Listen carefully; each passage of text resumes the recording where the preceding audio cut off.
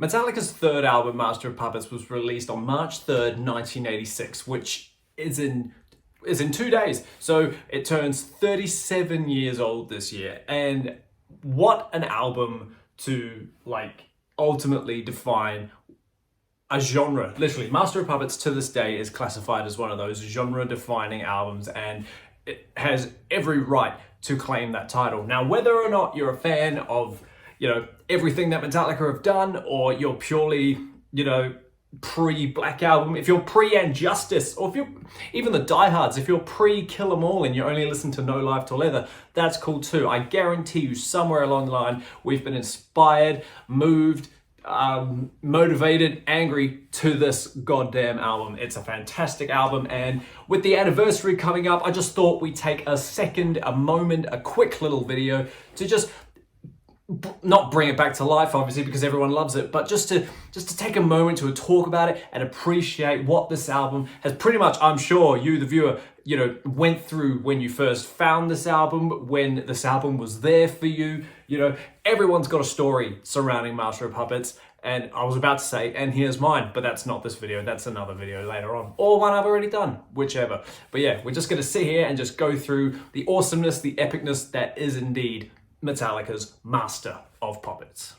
So like I just said, this album is genre defining, so it doesn't exactly need to be talked about so much, but we're gonna do it anyway. It was released March 3rd, 1986, 37 years ago. I was about to say old. Well, yeah, no, it's the same thing. 37 years old on the, does it tell me what label it's on? The Blackened label? Is that the label? I'm sorry, I'm not so clued on when it comes to bands and what labels they're on. But yeah, this album, it punches you in your face with every song, more or less, minus one, I think, but then it still punches you, a little bit later on. It's broken up into 8 tracks. I don't know how long it is off the top of my head, but side A, side B, they're both fantastic songs. Well, before we even get into that, coming off the albums prior, right? So you think about what came first. We got 1983's Kill 'Em All, which wasn't exactly, I wouldn't call it exactly genre defining, but it was definitely genre stapling, and just made people kind of realize what was capable on the guitar when you just go absolutely mental on everything. This album is obviously much less, I wouldn't say structured, but it's, just 4 minutes each song minus the Four Horsemen, which I think is the longest song. And, but everything else is just this blitzkrieg of thrash and chaos, and it's all good fun. The mix is interesting. It's better than some other early stuff that I've heard, but it's, it's the rawest that Metallica have sounded, and it took them by storm. We all know it. We all love it.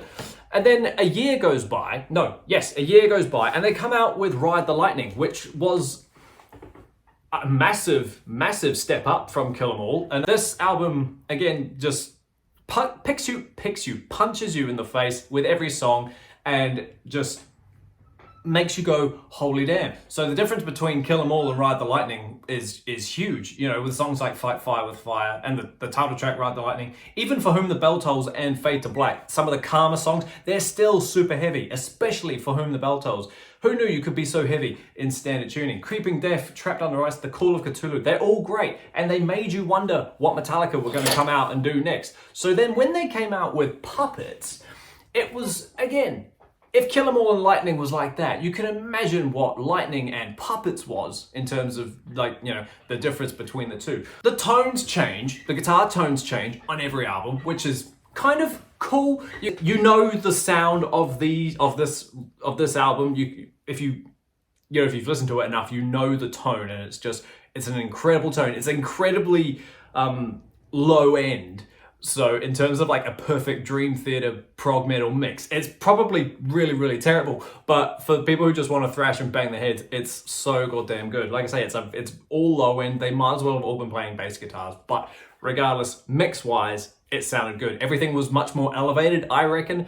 You can hear everybody, you can hear them all anyway on all 3 of these albums, but this one was just, that step up. So, a bit like Ride the Lightning, this one starts with an acoustic intro. It's not an acoustic song, God no. Battery starts with this calm acoustic piece, not as intricate as Ride the Lightning's Fight Fire with Fire. That's a weirdly difficult part of that song to play. It's probably the hardest part of the whole song.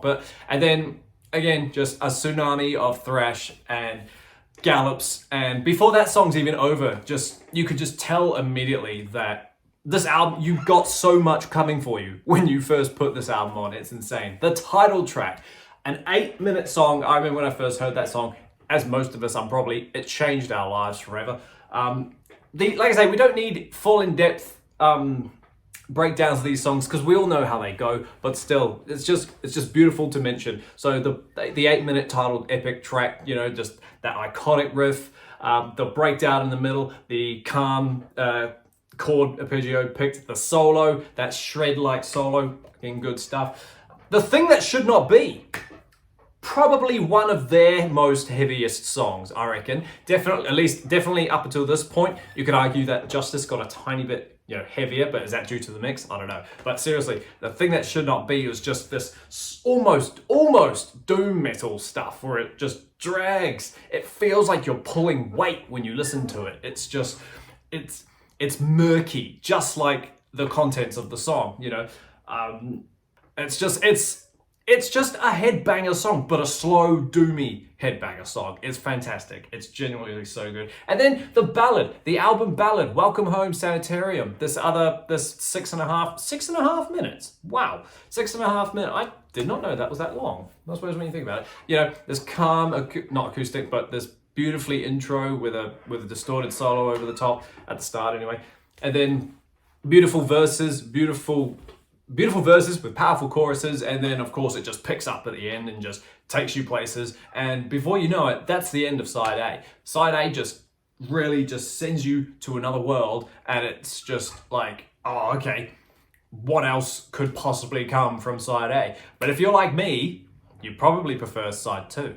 Side 2 opens with my ultimate favorite Metallica song. Side 2 opens with Disposable Heroes. Now, Master of Puppets and Disposable Heroes, like, in a way, I'm gonna get hate for this, they're virtually more or less the same song, give or take a few things. Obviously, Disposable Heroes doesn't have a calm picked middle section, but you get what I mean though. They're both they're both 8 minutes long. They're both intensely heavy, and they both have incredibly iconic riffs that are just nuts on your picking hand. It's just ridiculous.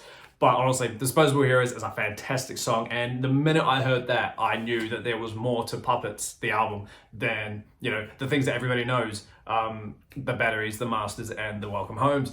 Disposable is just goddamn ridiculous. I love it so much. Leper Messiah, which is probably the most, at least for me, the most least played song. Still, doesn't mean it's terrible though. Leper Messiah. It's got a real it's just got a real heavy riff, and it's just one of those real typical headbanger ones. It's probably the most least exciting song on side 2, but it's still, to me, it's so much better than the weakest song on 1, which is, to me, is Sanitarium. But then you get Orion. Another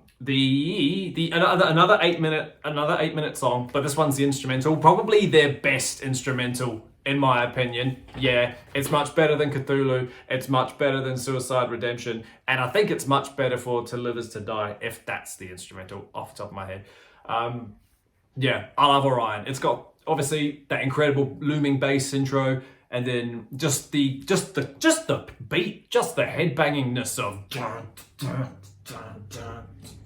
I could listen to that on repeat for hours. And I will give you though, that breakdown bit in the middle where it sounds like an air raid siren, it could be a bit shortened, just a little bit. It probably didn't need to go for 8 minutes, but then, oh buddy, the album closer, Damage Inc. Wow, that's got to be some of the thrashiest thrash, like back to kill 'em all thrash on this whole album. Damage Incorporated Damage Inc. rather, is just mental. It's crazy.